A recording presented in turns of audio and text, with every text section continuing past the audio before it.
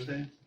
So I did an essential business order, so we kept a lot of things going safely. And I think I know that people conflate all these around the country, but I kept construction going. I accelerated road projects in Florida because the traffic was down. So we're doing I-4 in Orlando. We're doing bridges in Tampa. So we had a lot of things going. So that's through April 30th. I've worked with the White House on kind of going to phase 1. I'm going to make an announcement tomorrow. But I think that for Florida, going from where we are now to phase 1 is not a very a big leap. I think that we'll be able to be a small step for us, but we're going to approach it in a very measured, thoughtful, and data-driven way. And I think that that's what most of the folks throughout the state are looking for. So you won't be doing what they did in Georgia. Ron saw the empty roads, and he was telling me before, it was fascinating. He saw the empty roads all over Florida from doing this, where they're staying at home.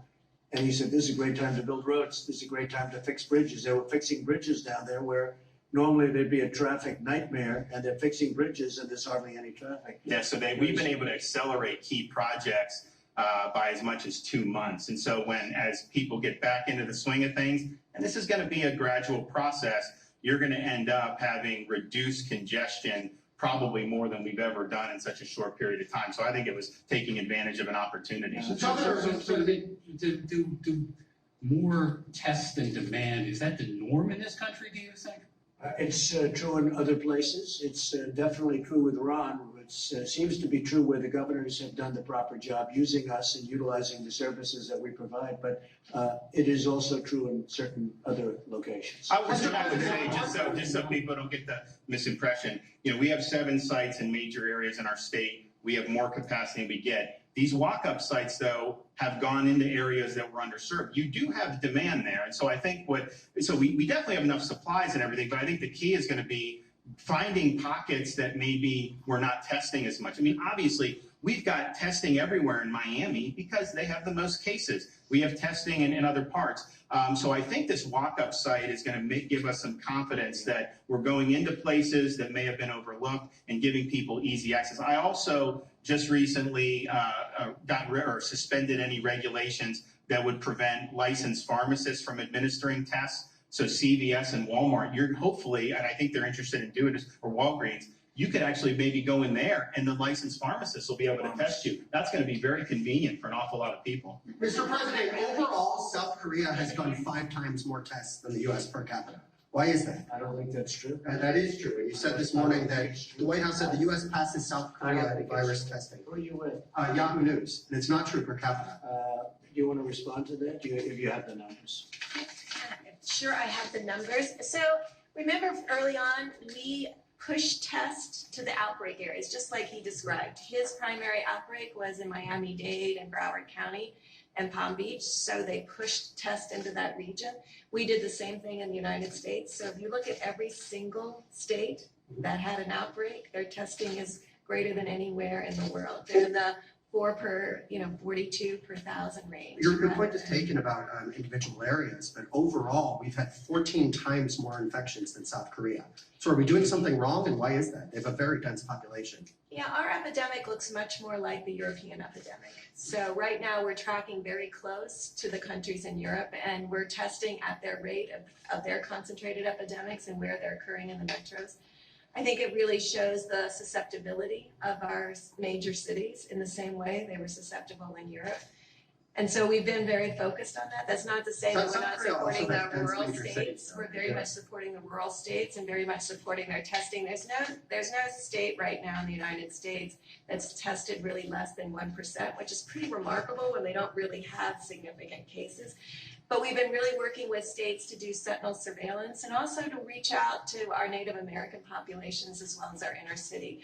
So I think now that we've expanded testing dramatically and CDC has altered the criteria for testing, I think you'll see as governors have unlocked more and more potential in their laboratories. We know that we have more laboratory capacity, and you hear the governors talk about we have capacity and now we have to match things, the resources that you need, the swabs and the extraction media with the capacity. And I think governors are well aware of how to expand testing now. And so we're in that partnership. That's what was announced yesterday. We want testing linked to critical contact tracing, but we also want testing, as he described, the governor described a really important insight. He went where the virus could cause the most damage to human beings. And so he went into the nursing homes to really proactively test. And that's true really also in our, throughout the country. yes, and that's true in our, that's why it's in the blueprint. And I think some of the press didn't hear how much we were emphasizing the asymptomatic testing. We believe that's a critical part of this. So you can't approach this like you've just traditionally approached flu. And you have to be more innovative. And we've been in really a strong partnership with the governors. And I think that's why the blueprint was so important, because it talked about symptomatic testing and asymptomatic testing to protect the most vulnerable individuals. And you can see what it did with the nursing home fatality rates. I Well, mean, it's especially with the asymptomatic, in a nursing home situation, if that starts getting out, man, that is a perfect environment for this virus to just start spread. I mean, it can spread like wildfire very quickly. That's why you're trying to do Why all don't you this wait stuff. for So worry people die because of that? sounds like that you are planning to announce tomorrow that you're likely to go to the president's. So we're gonna make an announcement tomorrow. You know, I created a task force, and I have all kinds of folks. We have some of the great health systems. We have great docs. We've got business folks. I've got elected officials. They've submitted a report to me. I'm gonna be reviewing that today. Obviously, we've been thinking about what we're gonna need to do, and so we'll announce it tomorrow about the next step forward for Florida. But I'll just wait to announce it then. Governor, you still have flights coming from Latin America to Miami, and we see an increase of cases in Latin America and South America. Aren't you worried to see also? No, I've been worried about that the whole time. I mean, I think that Brazil and some of those places, which have a lot of interaction with Miami, you're going to probably see the epidemic increase there as their season changes. And so we could potentially we could be way on the other side doing well in Florida, and then you could just have people kind of come in. So one of the things I've mentioned to the president is, you have this Abbott Labs test. If you have some of these international flights, maybe some of these airliners it should be on them to check before they're getting on and coming to this country so that we're able to keep it. I mean, you've seen what happened with the China flight restrictions. That kept a lot of people from seeding the West Coast more.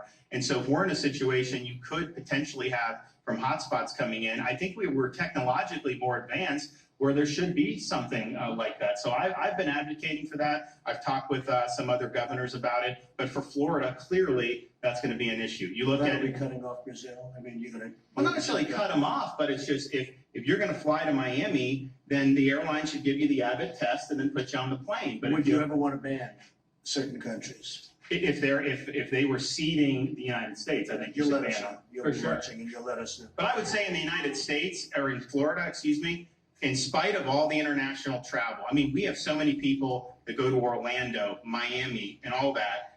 If you look at our outbreak, not a lot of it is tied to that. It's mostly tied to New York City travel, the end of the 3 southern Florida, because the Orlando situation is worlds different than Palm Beach and Broward and Miami-Dade, but yet they have as much international travel as anybody. And yet, as of this morning, I think Orlando had 50 people hospitalized in that whole area for COVID-19. I mean, people were predicting there were going to be hundreds of thousands hospitalized in Florida by this time. So they've had a really modest outbreak. Southeast Florida, I mean, still by some of these other standards, not as bad as other parts of the country, but that was really more of a domestic seeding, I think, than international. Well, we're going to be in touch on that. Go ahead. Why not then require that people take tests before they take international flights, and why not even require that people wear masks So on we're looking at planes? that, and we're probably going to be doing that. Brazil has pretty much of an outbreak, as you know. They also went a different way than other countries in South America. If you look at the chart, you'll see what happened, unfortunately, to Brazil. So we're looking at it very closely, and we're in coordination with other governors also, but in particular with Ron. We'll make that decision pretty soon. But Right, all looking at flights, what? all international Well, we're flights. looking at that. That's a very big thing to do. You know, again, So let I me did it just with correct- China, I did it with Europe. That's a very big thing to do. It's certainly a very big thing to do to Florida because you have so much business from South America. I mean, So we'll be looking at that. So to our Yahoo gentlemen, I just want to make it clear that South Korea's testing was 11 per 100,000, and we're at 17 per 100,000. All right. So Are you going to apologize, Yahoo? That's why you're Yahoo. Nobody knows who that you are. Go ahead, let's Based go. on the Jim. numbers Go I've- ahead. I've seen, That's that's why fine. nobody knows who you are, including me. Go ahead. Mr. President, just check it again. You ought to get your facts right before you. Well, we have had Okay, well, your facts are wrong. Let's go. Just to clarify what you were just talking about, you're looking at cutting off more international travel from Latin America? No, we're talking to the governor. We're talking with others also that have a lot of business coming in from South America, Latin America, and we'll make a determination. We're also setting up a system where we do some testing, and we're working with the airlines on that. Testing on the plane, getting on the planes. And it's, It'll be both. and Governor DeSantis, you did face quite a bit of criticism for not closing your state as soon as some did.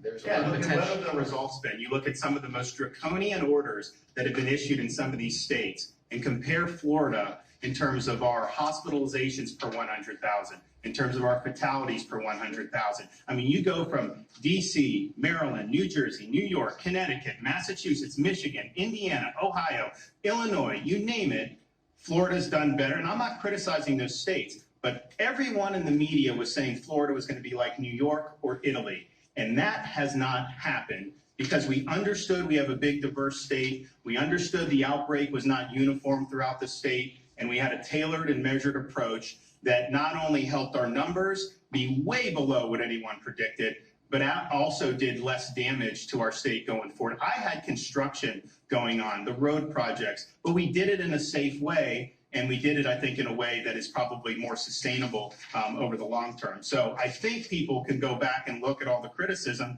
and then look now, and nobody predicted that Florida would. We have challenges. This is not an easy situation. We've had people in the hospital, but I'm now in a situation where I have less than 500 people at a state of 22 million on ventilators as of last night. And I have 6,500 ventilators that are sitting idle, unused throughout the state of Florida. So my question is, I mean, you face that criticism, you have these numbers that you're sharing. Are you concerned at all about another outbreak coming this summer or this fall and not being ready for it? So of course, that's why the whole thing we're doing is this is a novel virus. It's unpredictable.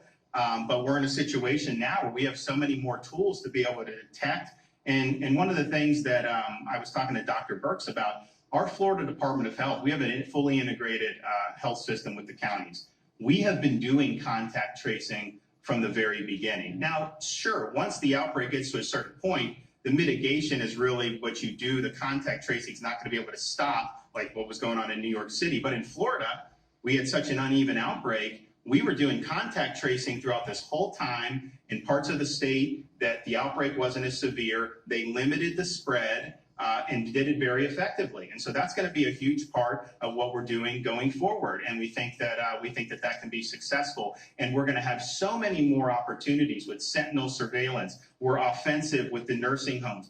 Nothing's going to change on the nursing home testing. This is until this virus goes away.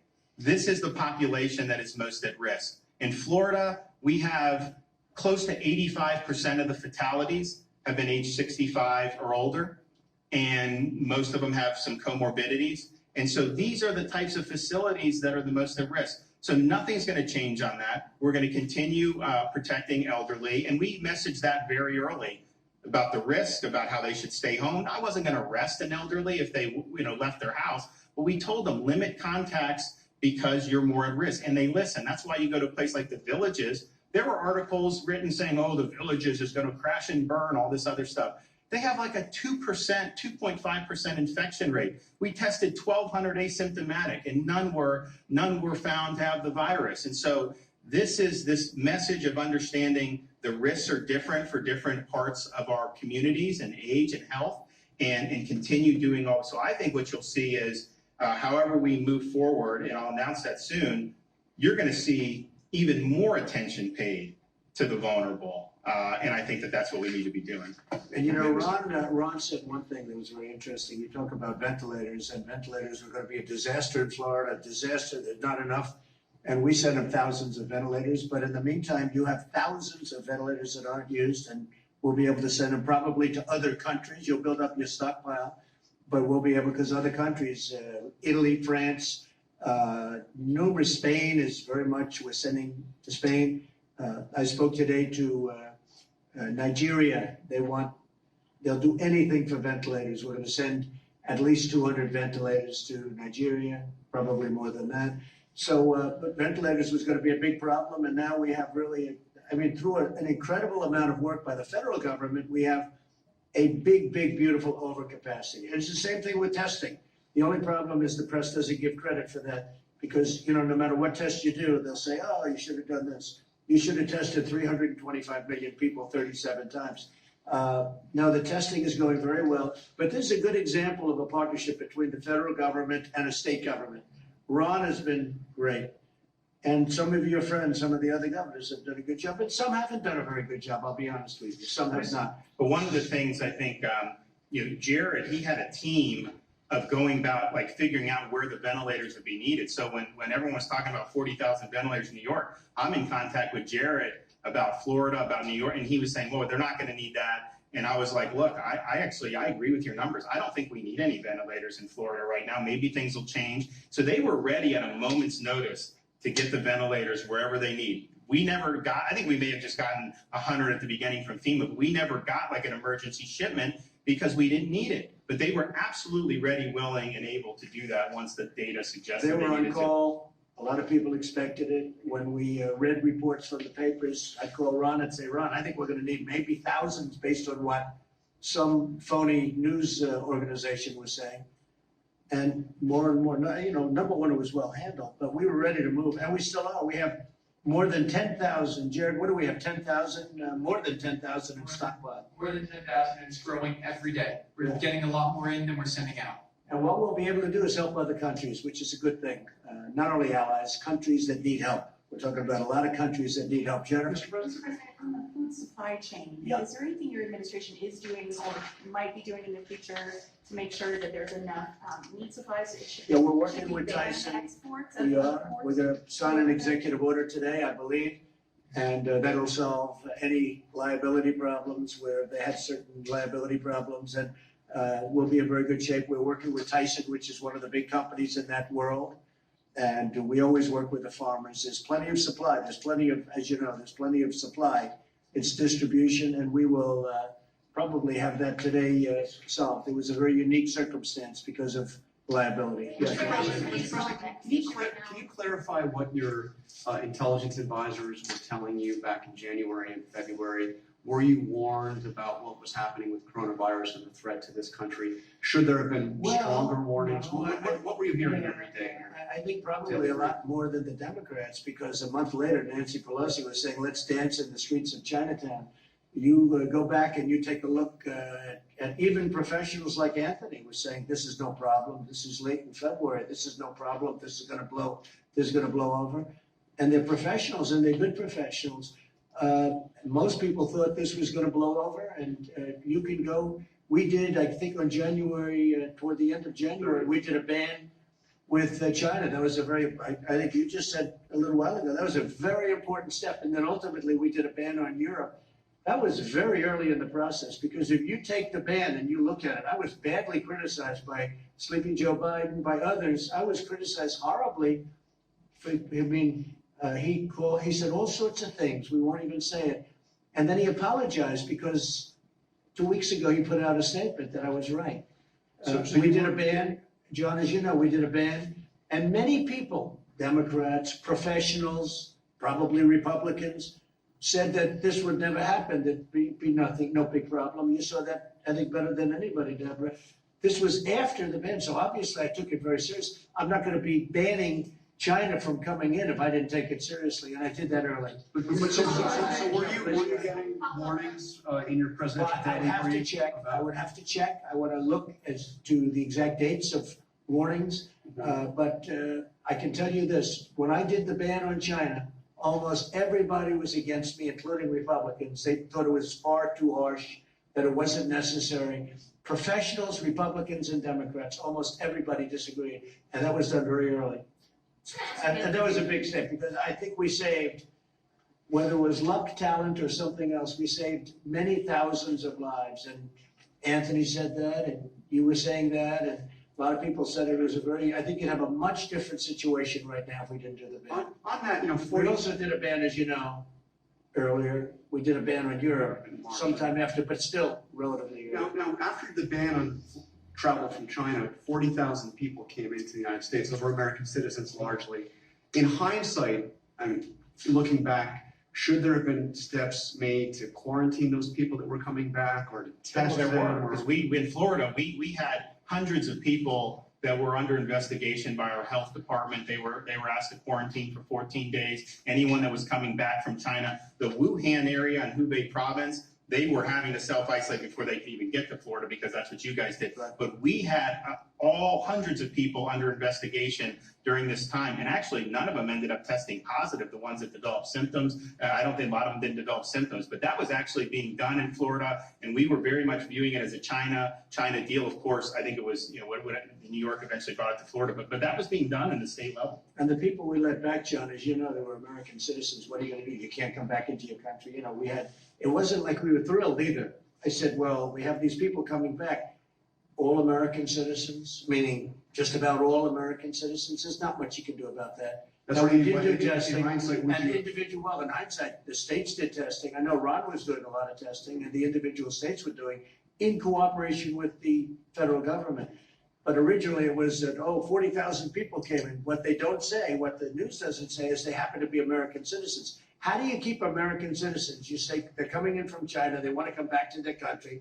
There's a tremendous problem in China. They want to come back. Are we supposed to say to an American citizen, you can't come back into your country? And we did do testing, and individual states did testing, or were supposed to have. Anybody else? Yes. More details on the executive order regarding the meat supply. So it seems like the issue right now is that with the processing plants closed down, there are all these animals that can't be processed into meat in American Yeah, we're supermarket shelves. handling it. Probably today we'll have that, it's a roadblock. It's sort of a legal roadblock more than anything else. We'll have that done today. You could speak to the chief in a little while if you'd like, okay? They'll give you a specific, I don't know if you'd like that because there won't be any cameras running. But if you'd like to get a real answer, you could speak to the chief. And also JetBlue today was the first airline to mandate that passengers wear masks on planes. Is that something that you are considering rolling out for all Who did flights? it? Who did it? JetBlue. Yeah. Sounds like a good idea. To me, sounds like a very good idea. Governor, you have hundreds of thousands of tourists and visitors coming from Canada each year, spending months in Not your right state. now, we don't, but normally we do. Exactly. Have you been able to evaluate how much the economy of your state is losing from the borders being closed? And when do you think, what's your feeling about things going back to something normal as for the visitors coming from Canada? So I think that a lot of this is a confidence and building confidence with the public that the next step is going to be done thoughtfully, it's going to be done in a measured way, and it's going to be done with an eye to making sure that we're not pretending that this virus just doesn't exist. I mean, we have to make safety a priority. I will say, though, that I do think there's a path to do that. If you look at Florida's outbreak, just think of all the people that were in Florida, January, February, Disney was going all the way till mid-March. We didn't have outbreaks tied to a lot of that stuff for whatever reason. Maybe it's because most of our activities are outdoors, and I think it's probably not as an efficient vector when you're outside in the sun as compared to close contact indoors. But and all these different people in these industries, part of my task force, and this isn't going to happen overnight, but they're all thinking about innovative ways to be able to do different things and do it safely. And we've seen that even on the basic level of, if you go to drive by Home Depot now, they'll be 6 feet apart waiting to go in the store, and then they're doing it. So people are adapting and they're innovating. So I think that will happen. I don't think it's going to happen overnight. I think we're going to have to be measured and thoughtful. But I think that as people see that different things can happen safely, I think the confidence factor will go up. But clearly, financially, it's an issue for Florida, because anytime people come, they end up paying tax on that. I mean, you look at just the theme parks and the amount of the tax that they contribute to the state. Now, fortunately, we had billions of dollars in reserve, but even with that, you are facing a hit. There's just no doubt about it. I think the fourth quarter is going to be really strong, and I think next year is going to be a tremendous year. That's what's building. That's my opinion. Third quarter is a transition quarter. Second quarter is what it is, but we're in this period where let's see what the numbers are. Third quarter is transition. I think fourth quarter is going to be incredibly strong. I think next year is going to be an unbelievably strong year. Kevin and Larry, would you like to say something about that? Why don't you start with the CBO numbers? Yeah, I'll just say, look, we know we're in a deep contraction with rising unemployment. It's a lot of hardships, a lot of difficulty.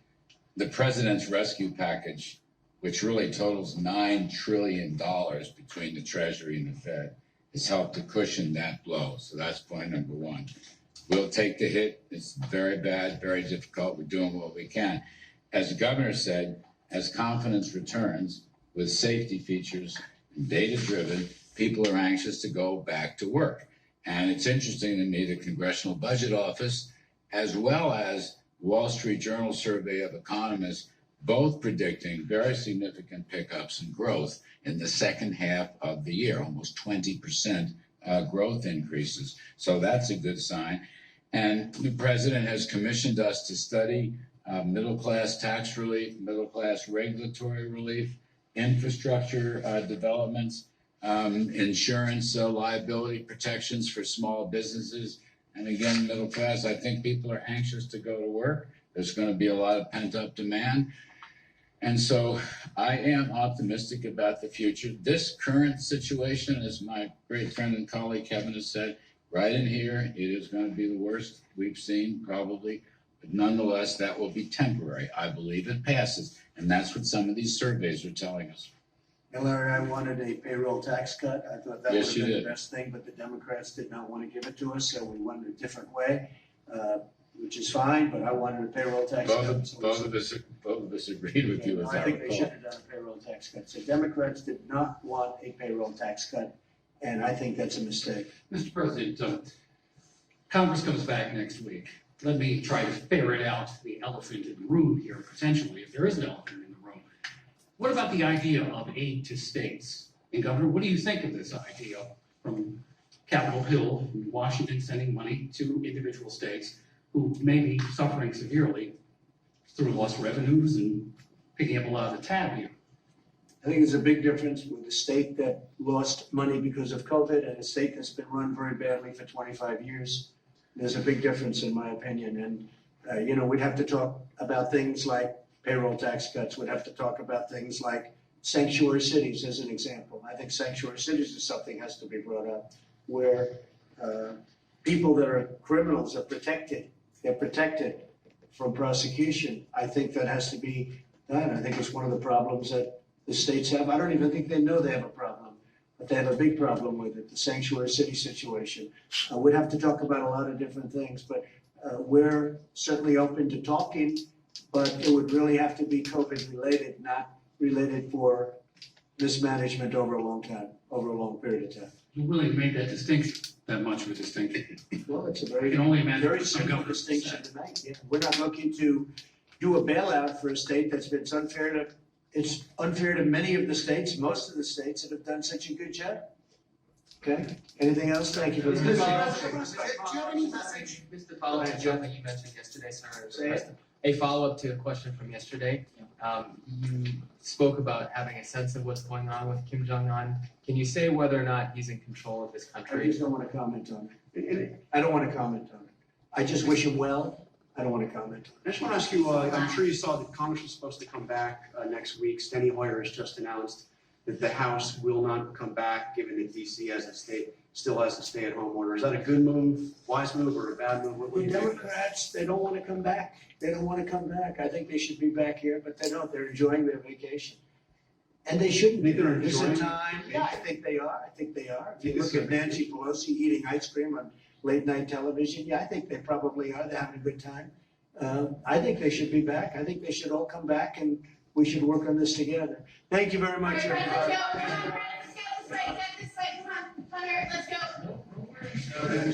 Okay, that was the president in the Oval Office there with some of his advisors, and also Florida Governor Ron DeSantis. Things that caught my attention from Larry Kudlow saying this $9 trillion package, that they're looking at middle-class tax relief, also some more business relief, and agreeing with those estimates from the Wall Street Journal and others that he said saw growth something like 20% in the second half of the year after this period, which undoubtedly is going to be a bloodbath in terms of growth. Dr. Neshwat, let me ask you quickly, one of the big themes was that Florida has done better than a lot of people predicted they would in terms of the infection and the spread.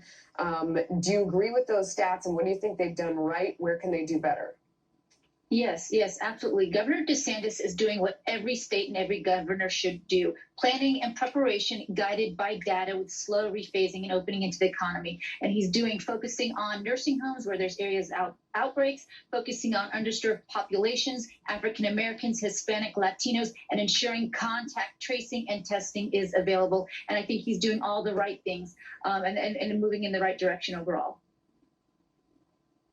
Yeah.